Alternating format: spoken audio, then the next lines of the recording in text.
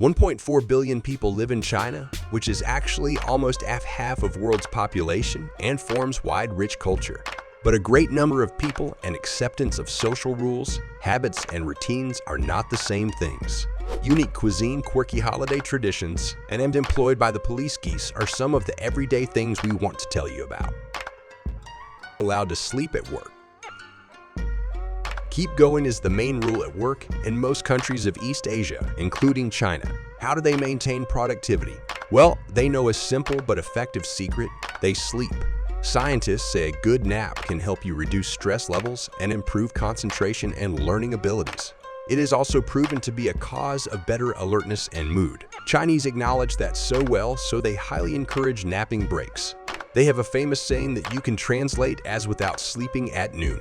In the afternoon, you'll crash." Naps after lunch are spread all over the country, and there is a serious reason. In the early 2000s, China has formed the so-called 996 culture, which stands for working from 9 a.m. to 9 p.m. 6 days a week. Yes, this caused a big boom in the economy as well as established the habit to sleep at the workplace during such a long work week. What's even more interesting, this behavior does not apply only for office workers. You can travel to China just to look at people sleeping in IKEA, setting up a hammock on the subway. Electrical workers tie themselves to power pylons 160 feet from the ground, looking like birds on a branch, to avoid climbing up and down all day long. Now that is what you call a power nap?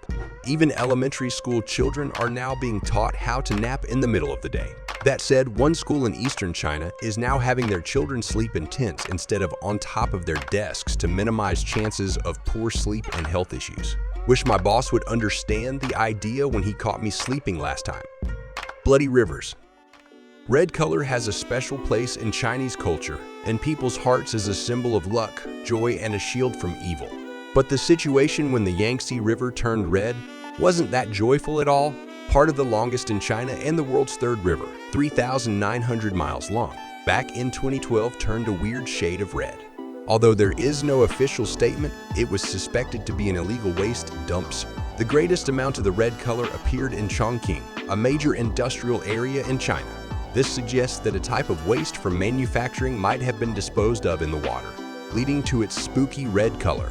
Currently, waste disposal has emerged as a profitable sector in China, projected to grow by a substantial 7% between 2019 and 2024 within the waste management market. Companies stand to amplify their earnings by involving intermediaries in waste management. However, a common occurrence involves the passing of waste through various middlemen until it eventually ends up being illegally discarded, like into a river. Shockingly, reports indicate that in 2016, almost 10,000 tons of waste from just one city, mining, were dumped into the Yangtze River. But perhaps one of the most screaming incidents occurred in 2013 when around 16,000 pig carcasses were discovered floating along the river. Suddenly, the river's color appears to be the least concerning among China's problems. Shut your mouth. If your eating habits do not meet European standards, you've likely heard reminders not to chew with your mouth open, avoid smacking your lips, and refrain from burping or creating a mess while dining. Yet in China, such a manner of eating would be praised. There, making loud slurping sounds while consuming noodles and audibly smacking lips isn't merely tolerated. It's seen as a gesture of appreciation toward the chef and an indication of enjoying the meal.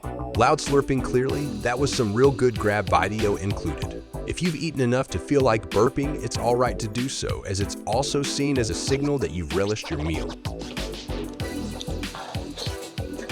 Yeah, there's one dining custom one finds challenging to embrace: the casual acceptance of spitting in some Chinese restaurants. While numerous dishes contain small bones, seeds, or skins, instead of meticulously removing them, it was once culturally permissible to spit them out onto the floor. In Chinese tradition, spitting is regarded as a form of cleansing, so it's still observed by some individuals as acceptable. However, this practice isn't as widely tolerated as it used to be. Cities like Guangzhou banned public spitting since 2020. What do you think of the matter? Would you be concerned? Give your comments down below and we are moving on. Heavily loaded. In 2018, the total value of China's goods traded reached a staggering $4.06 trillion, accounting for approximately 12.4% of global trade.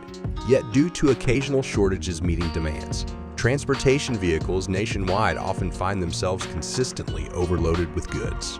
Authorities report that up to 80 vehicles suffer from this issue. But if you doubt the scale of the problem, brace yourself for this next story. In 2019, 2 freight trucks were crossing an overpass in Jiangsu province. The first truck carried 7 stacks of steel coils, while the second truck had 6 stacks, making their combined weight exceed 100 tons. The first truck successfully crossed the overpass without incident. However, as the second truck approached, the entire structure collapsed, crushing the vehicles below. Fortunately, the truck driver sustained injuries but survived. Sadly, 3 others lost their lives in this tragic incident. Shockingly, this wasn't the first occurrence of such an event. An astonishing 69 bridges collapsed between 2006 and 2016 due to overloaded vehicles, averaging approximately 7 bridge collapses annually. That's more than 1 bridge giving way every 2 months, an abnormal frequency. Authorities have stepped up regulations and inspections to prevent further incidents. However, looking at images like this, it appears that people in China generally aren't very concerned about the dangers posed by overloaded vehicles. That's at least a 50-seater cart. Satisfied with your own funeral? Aren't you a bit curious about what might happen after you're gone? Well, wonder no more, because there's a place in China crafted to give you the full death experience, minus the actual dying part. It's situated in theme parks in Shenzhen and in Shanghai. Samadhi, a Ford encounter with death, resembles an escape room where participants face challenges to avoid meeting their end. Those who die end up on a simulated crematorium conveyor belt, where hot air reaches a significant 40 degrees Celsius, coupled with light projections for an ostensibly authentic burning experience. The creators Ding Rui and Huang Weibing were so committed to authenticity that they even subjected themselves to a real cremating furnace, minus the flames, to perfect the experience. After enduring the intense heat of the furnace, participants are then transported to a womb-like chamber for a rebirth experience, resembling a reincarnation ceremony aligned with many traditional Chinese religious beliefs. Surprisingly, a ride centered around experiencing death wouldn't seem popular, but interestingly, about 50 of Chinese citizens choose cremation upon death. In Chinese beliefs, where death signifies a positive transition to rebirth, many people hold a curiosity about it. The ride itself garnered over $67,000 in initial crowdfunding, surpassing its creators' goals. Personally, I'm not eager to try the ride. I think I'll stick to roller coasters instead. Geese police. Police officers always need to be ready for unexpected situations, which is why one police force in China took an unconventional approach. In Xinjiang, a police force has introduced an unusual addition to their team, a squadron of geese. It might sound like a joke, but these geese serve a purpose. Geese are naturally watchful creatures due to their territorial instincts, acting similar to guard dogs but with wings. In October 2021, this geese army was deployed along a 300-mile stretch in China's Changzhou Prefecture to prevent the entry of the coronavirus via illegal immigration. Surprisingly, this peculiar strategy proved effective.